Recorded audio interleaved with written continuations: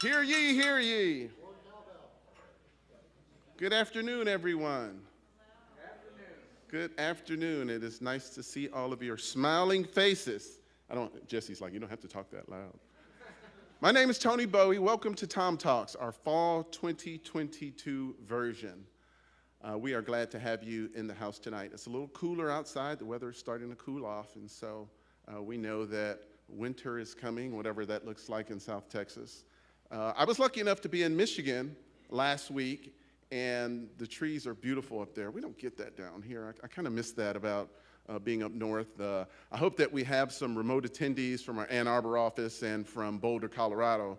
Maybe you can send us through osmosis or just through the airwaves some pictures of some beautiful fall trees and colors, because it is beautiful. So thanks for being here tonight. Just a few minutes to go through some thank yous. You guys know I like to hand those out up front to tell you who's here, to thank you for your participation and your attendance and your efforts, because this does not happen without the efforts of a lot of people over a lot of time. Some of you may have eaten lunch in here today in the cafeteria, and it didn't look like this. And it didn't get in its current configuration all by itself. That was through the hard work of a lot of staff that made that happen. First of all, we'd like to thank our executive management. Our CEO, Mr. Hamilton, our COO, Mr. Downing are here. Thank you for being here. Yeah, just a little. Other officers in attendance, I saw Dr. Thacker, our Vice President of Division 18, Mechanical Engineering. I saw Neil Smith, our Vice President of Defense and Intelligence Solutions, Division 16. And I saw Mr. Daniel Stewart. He is the Vice President of Division 3, Powertrain Engineering. So thank you for your support and attendance here tonight. We have guests. We have people who do not work here that love to come here and hear about the wonderful work that we are doing at Southwest Research Institute. And I'm not going to ask them to say their name, but I would like to ask them to stand just very briefly so that you can see who they are. So if you're a guest tonight, if you would just stand for a minute and let us acknowledge you.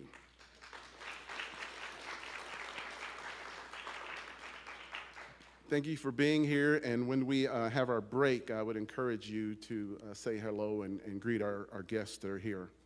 Of course, I'd like to thank our wonderful staff, the rest of the people in the room and the people that are remote.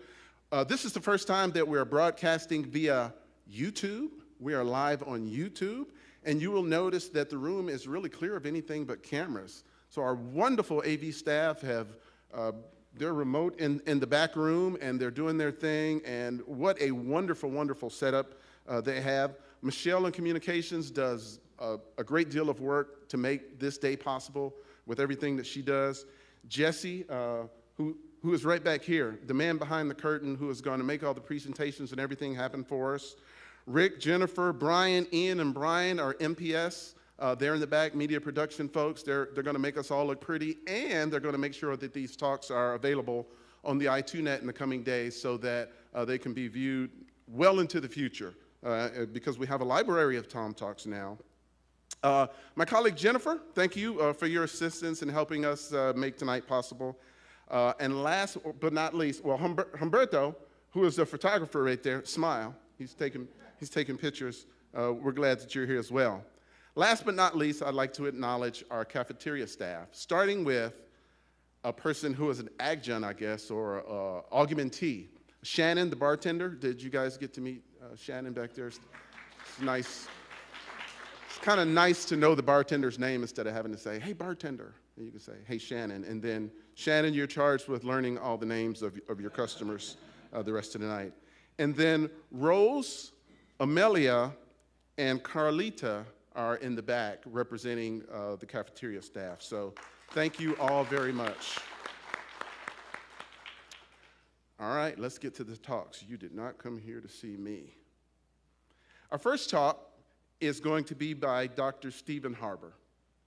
Dr. Harbour is a staff engineer in the Dayton Engineering Advanced Projects Lab of the Defense and Intelligence Solutions Division. He's a subject matter expert in artificial intelligence, machine learning, human autonomy teaming, neuroscience, electrical and computer engineering, avionics, unmanned aerial systems, and autonomous vehicles.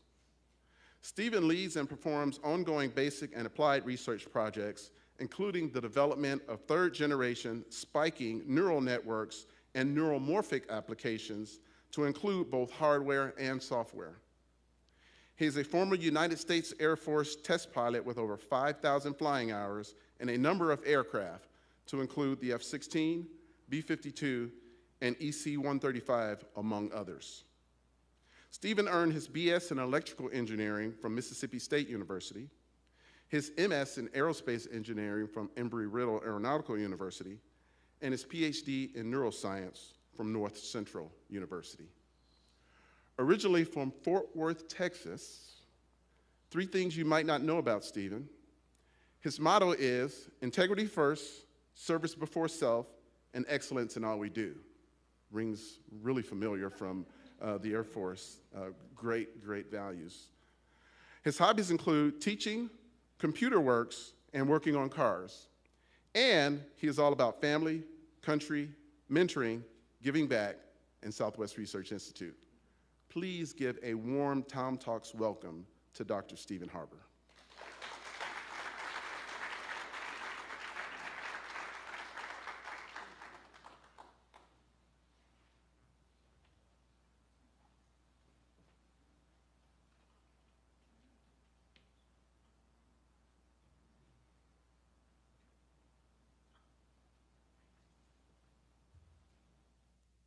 Good afternoon, everybody. Can everybody hear me? Pretty much, pretty good. Gentlemen, thank you so much for coming. I really appreciate that. I'm Steve Harbour, and I'm going to talk about neuromorphic engineering and advanced computing. We've already talked about me, so that saves time. This is the research team in Dayton, Ohio. And we have, as you can see, a couple of openings. All these people there make what we do happen. I'm surrounded and blessed by these fine, talented individuals. We have a couple open positions in Dayton, and I think we're going to start also getting some neuromorphic positions here at San Antonio as well. So we're playing that too. So you might be interested. So I'll sort of use it as a recruiting media here. And we get home support from here. We have Ken Holliday and others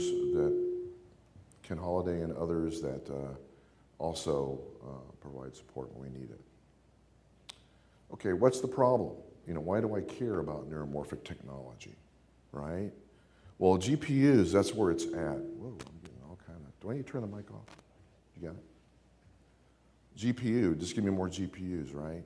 Well, GPU servers, you probably don't realize this, but GPU servers, especially if they're processing GP-3 type processes at these server farms, and there's quite many of them across the country, they produce as much CO2 as 1,300 cars in 2 weeks. Bet you didn't know that. That's something we got to fix. So more GPUs is not the answer. We have to find some alternative in order to continue to process as well as they do and perform as well as they do. What's a solution? Well, we need to find a processor that performs as well to better than the GPU, uses a lot less power, and a lot less energy, right? And so you see I'll try the pointer here. You see the little hand-drawn sketch there? That's where neuromorphic processors lie. We've been testing these suckers for, I guess, upwards of 3+ years, and they perform as well to better than GPUs for a lot less power usage, okay? Low heat 2, for example, very low power consumption with better performance than a GPU.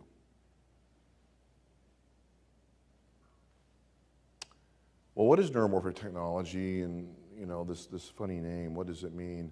Well, it involves neuroscience, the human brain, neurons, and it also involves electrical and computer engineering.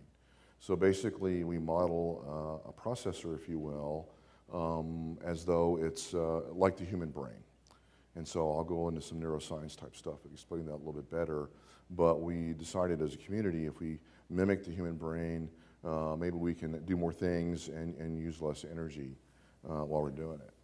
It so happens that our brains, consume about 20 watts. The light bulbs in this room pull more power than that. And they're very good at reasoning, In fact, they're better at reasoning than any computer we have today. 4 bananas a day is all your brain needs.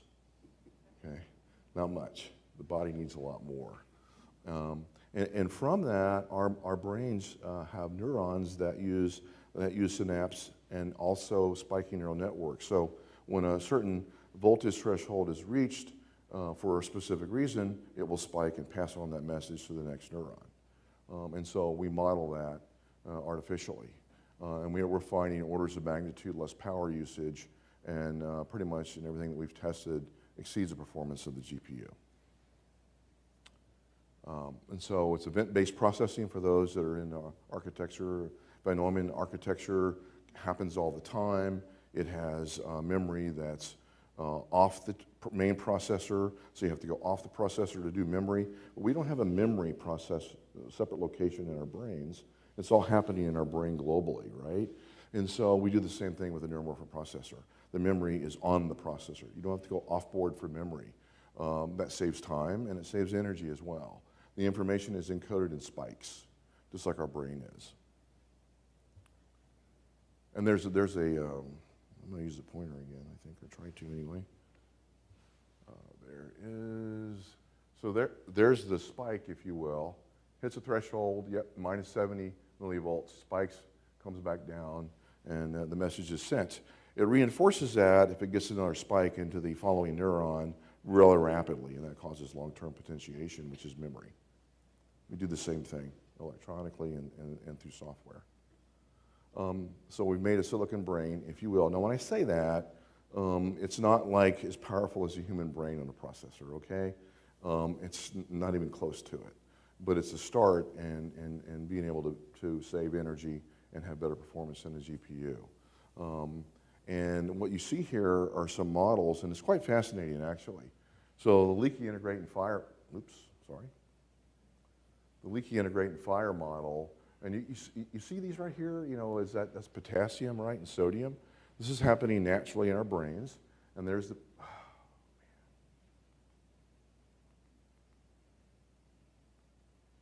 there's a barrier between the cell wall and the fluid, and you get basically the ionic,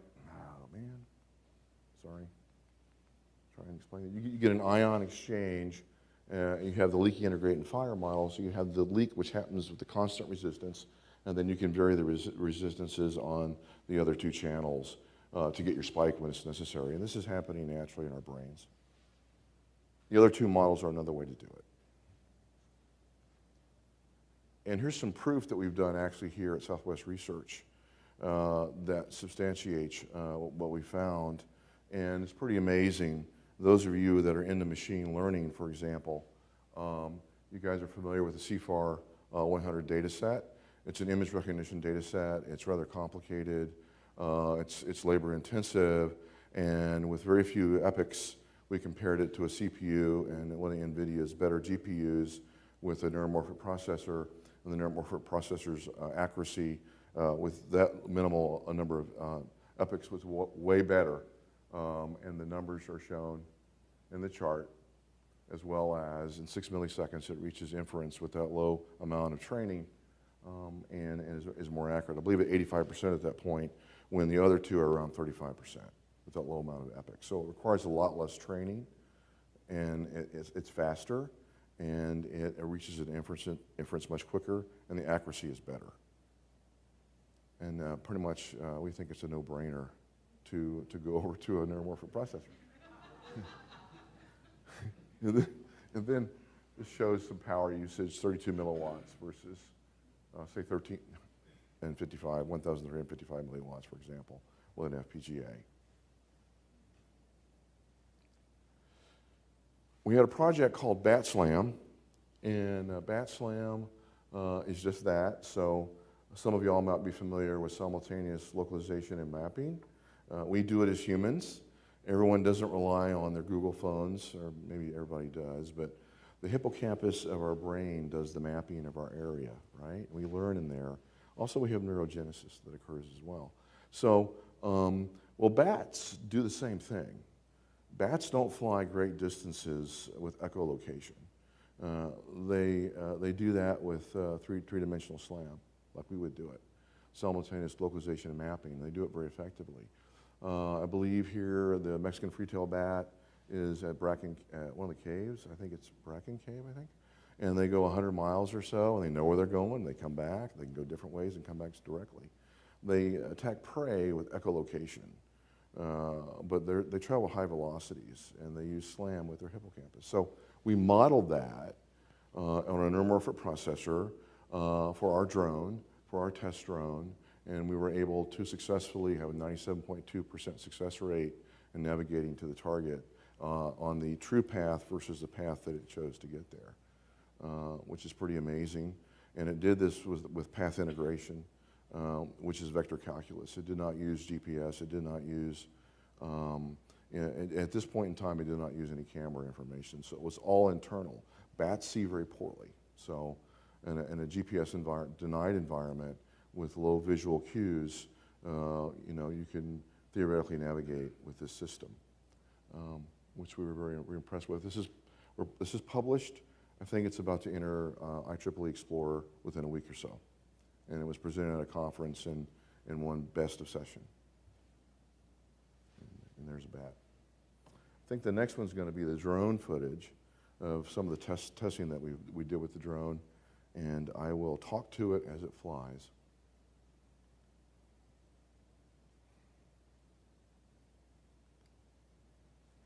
So it starts in a predetermined, it's initiated with the position where it knows it's at. So it knows those coordinates. And then we had it fly to a couple of different points on its own using the path integration. We had the GPS on to be able to compare, is it going where it's supposed to go versus where did it really go? And it's going to basically go to the left about 10 feet or so and then eventually stop. Then it's going to return and drop in altitude about 16 inches here in a moment, and then return back to where it was, and then stop. And all using the neuromorphic processor and no other sensors to do that. And we're taking this further. We're doing further research with this, using the next level, the next generation of stuff that we were procuring. That concludes my TED Talk. Or Tom Talk.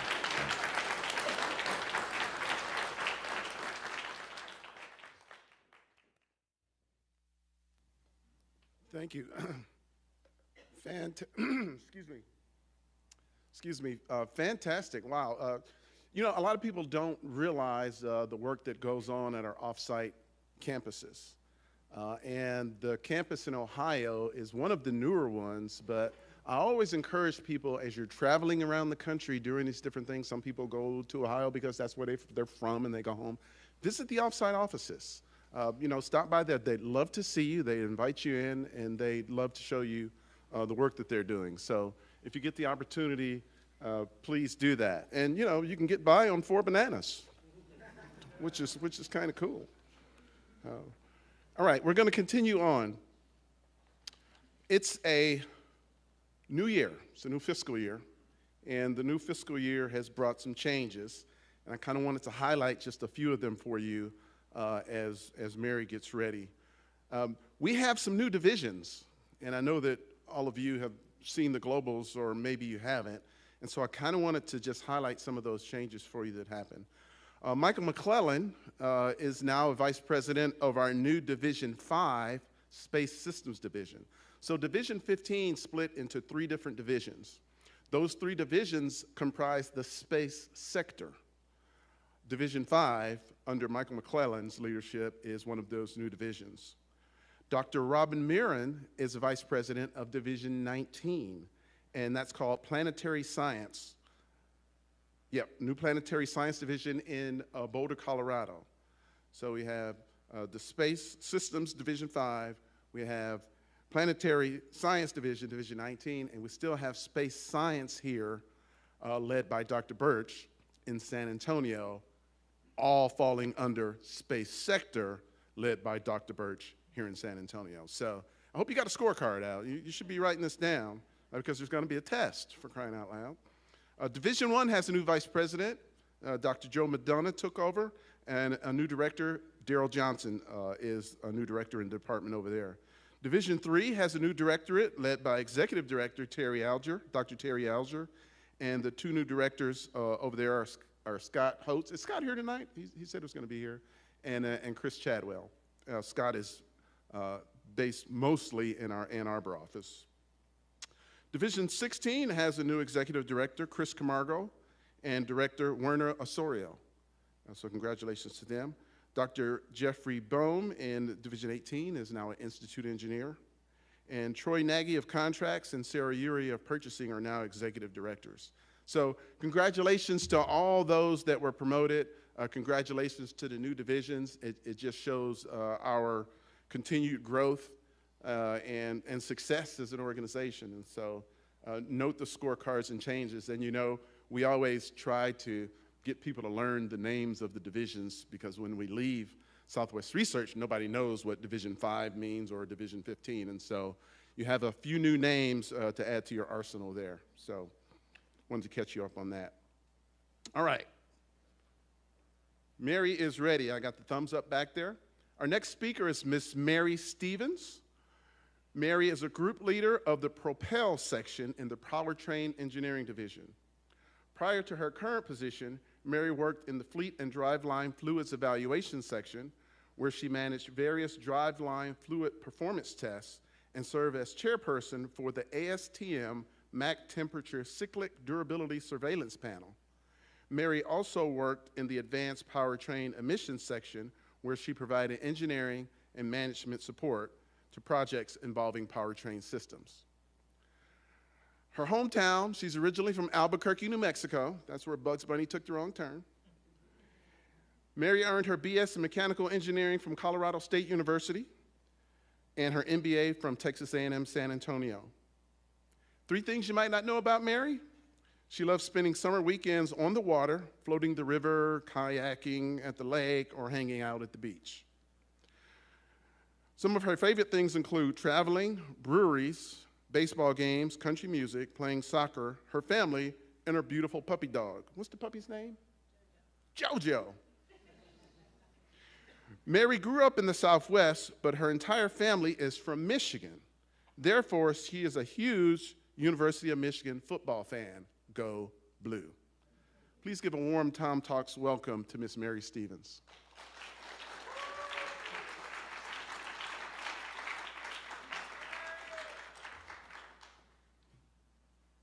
Thanks, Tony. So I would like to start by asking each of you in the audience to think back to your first day at Southwest Research. Maybe it was 3 years ago, 5, 10, 30. Maybe you started at Southwest right out of school, or maybe you transitioned from another company. On your first day, did you know that your position, or the section department you were in, or the research that you were going to be conducting was exactly what you wanted in your career? Did you feel like you belonged? Do you feel like after 6 to 12 months at the Institute, you had a better understanding if your role was a perfect fit, or maybe not so much? It's perfectly understandable for a new team member to arrive at Southwest without a clear understanding of what exactly they want to work on or what team they may fit in best with. This brings us to Propel. Propel stands for Powertrain, Rotation, and Onboarding Program for Engineers and Leaders. It's a section within the Automotive Propulsion Systems Department in the Powertrain Engineering Division. All of the engineers who are hired in the Automotive Propulsion Systems Department start in Propel. Each engineer completes a series of rotations through the technical sections in the department. Each rotation is approximately 4 to 6 months long, and after 1 to 2 years of rotations, the engineer will graduate into the technical section that fits them best. Our mission statement is to create, foster, and promote individual and organizational effectiveness by educating entry-level engineers on the diverse business areas and developing the broad skills necessary to succeed as a member of Team Powertrain. While I use the term engineers often in this talk, note that members of Propel could also include scientists and analysts. Propel was started in 2017 by Michael Kosis in the Powertrain Engineering Division, Automotive Propulsion Systems Department. It was developed with three major objectives. One, to help foster relationships with staff members from other sections. Two, to allow engineers the opportunity to work in multiple sections so that they could determine what they enjoyed working on best. And three, to expand upon the cross-sectional work and shared resources within the department. Propel started out as a help desk ticket system, but has since evolved to a project and section-based program. Engineers pair up with senior staff members and managers of technical sections for approximately 4 to 6 months at a time to contribute to projects and learn about the research that is conducted in that area. Engineers have the opportunity to be involved in all aspects of the research in those sections. Example tasks include stand setups, conducting tests, troubleshooting, controls, generating and processing data, reporting, documentation, presentations, and group trainings. The entire department staff is dedicated to training and mentoring the junior level engineers to ensure they develop the skills necessary that are needed in all sections across the department. The engineers become an integrated member of the sections they are rotating through. They attend section meetings, they have one-on-ones with the section managers, and they work with all staff members in the section. The Propel group also has section meetings and one-on-ones with the group leader. I essentially act as another ambassador for the engineers in their first year or two at the Institute. This is in addition to the Institute Ambassador Program that Division III is part of. We have 8 engineers currently in the Propel section with over 15 graduates of the program. The 8 engineers, as you can see with their beautiful hats, currently in Propel are in rotations in 5 out of 6 of the technical sections within the department. While the Propel section is organized within one department only, staff have been allowed and even encouraged to take assignments in other departments and other divisions. It's really not uncommon to see this happen. In fact, we have had 2 propellers complete rotations in Division 16 and Division 8, both of which decided those divisions were great fits and ended up transferring to those divisions once they graduated from Propel. Once the engineers have completed their rotations, the engineer and managers in the department work together to determine what the best placement is for the engineer, both with respect to the interests of the engineer and also which team dynamic they fit in best with. Now, have you ever said to yourself at work, wow, I am really struggling with this task. There has to be someone in the department that knows how to fix this. Or, we work with these folks often. I wish I had a better working relationship with them. Or I wish I understood how their section operated. Or even, I wonder what it would be like to work on those types of projects. With Propel, we aim to address these comments and questions with our 3 major objectives. The first is to ensure engineers are building professional relationships amongst section and department lines and to develop a social presence at the Institute. For those starting at SwRI, the social aspect of work can be critical. We spend 40 hours a week at work. We might as well enjoy the people who are working alongside us. With Propel, engineers have the opportunity to develop strong working relationships with other engineers, technicians, and section managers all across the department. Making connections with other people in the department can improve operational efficiency and naturally allows for cross-sectional or cross-departmental work to be completed. It can help answer the question of who is the right person to work on this task. The program also works to reduce potential problems or issues with other sections and forms a sense of community and collaboration amongst the department. In addition, we have many folks who move to San Antonio from other areas of the country, and it's important for them to find a group of peers at the Institute and in San Antonio. The members of Propel gain an instant feeling of belonging when they start at Southwest. I should also note that the Propel section enjoys going to lunch together, and the team will never say no to a work field trip or an after-work happy hour. The second objective is to allow the engineer the opportunity to determine what area they are most interested in. A staff member may know that they want to work in the automotive industry, but what specific area in that industry? Maybe it's transmissions or engines or emissions or even electric vehicles.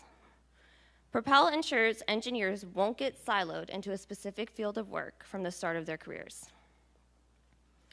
The third objective is to allow the engineer to learn about activities and projects that are being worked on all across the department.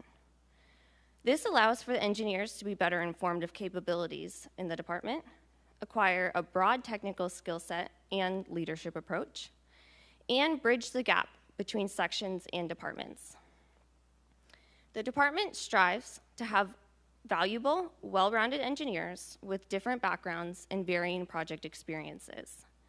Propel allows for the opportunity to start the careers of entry-level engineers on the right foot by gaining technical experience across multiple technical sections.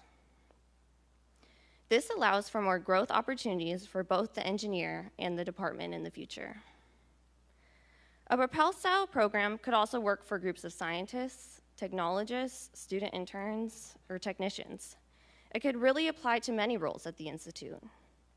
Another benefit of the program is that Propel has been a great recruiting tool for our department, as many engineers starting in their careers don't know specifically what they would like to do.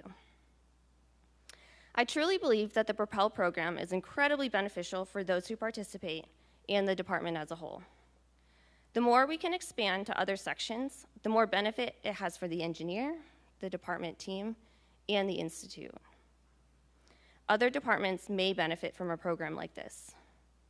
I'd be happy to answer any questions from others as to how we started the Propel program, how it's working for our department, or even how we deal with the revenue concerns. So again, I ask you to think back to your first day and first 6 months at the Institute. Could your career have benefited if you had participated in Propel? Thank you.